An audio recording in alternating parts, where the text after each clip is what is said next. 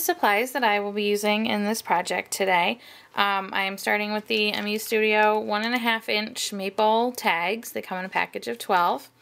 And I also have the Vintage Christmas Postmarks stamp set, and we're going to be using this stamp right here. I already have it mounted on my clear block. And I am using Vivid dye inks today. I have chosen taupe and brick. And when you're stamping on these wood tags, you really want to use a dye ink because it'll kind of soak into the wood a little bit more and dry a lot quicker rather than a pigment ink. For a while, it's just going to kind of sit on the top of the wood until it dries completely. It should take the ink no problem, but if you find that you're having trouble with them drying properly, just try sanding the finish down a little bit. So before I start stamping on my maple tags, I want to cut 2 holes in each side to string them onto our garland. And I do this before I start stamping because it helps me make sure that my stamps are lined up on both sides. So they're all facing the right direction. So I've got my crocodile here, and I'm using the smaller of the 2 holes. And I'll just punch right through that tag on one side, turn it around, try to line it up,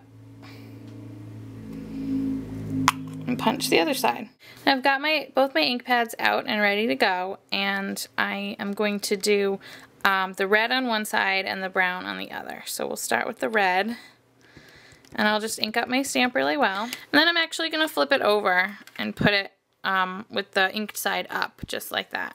Now you can see on the stamp there's 2 little stars on each side here, and I'm going to actually place my tag on top of my stamp, kind of trying to line up the holes with where those stars are. And then I'll just press firmly.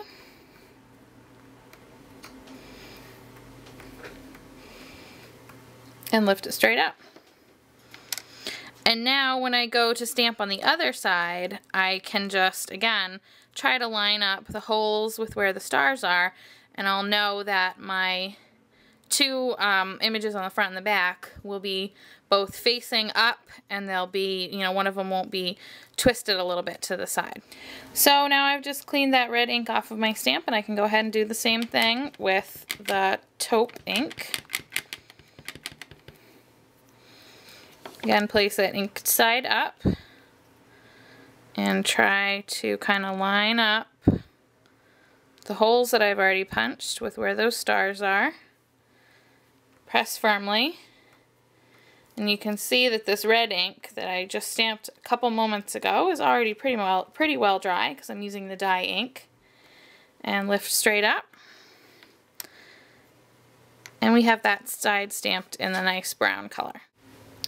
Now I've gone ahead and I've already strung most of my garland, but I just want to show you how I went about doing that. I have a bunch of pieces of this ribbon, and this is just like the 99-cent ribbon from the craft store. And I cut multiple pieces in about 10-inch lengths just to kind of help me keep the distance between my tags the same. And all I'm doing is just kind of folding the ribbon in half here, feeding it through the hole, and then I'll just tie it into, oops, a double knot. And then I'll come in and just clip the end short on an angle. And then to string my next one, I'm just going to do the same thing, make sure that this is right side up with the brown side up, and then my next tag now is also right side up and with the brown side up.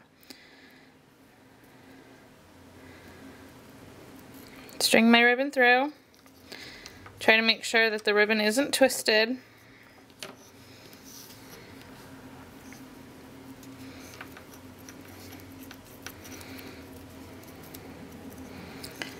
And I'll go ahead again and tie a double knot, and again trim the end. Okay, and then you just keep going, tying more and more tags on until you've reached the desired length of your banner, and so how many tags you stamp is going to depend on how long you want your banner to be. And then at the end, I would just string another, ribbon onto the end and just tie the end in a little knot so it doesn't start fraying. And then you can go ahead and hang your banner on your Christmas tree or around your chandelier, around a window or door, on your mantle, wherever looks best in your house. So thanks for joining me, and I hope to see you tomorrow for the next Christmas ornament. Thanks so much for watching. Bye-bye.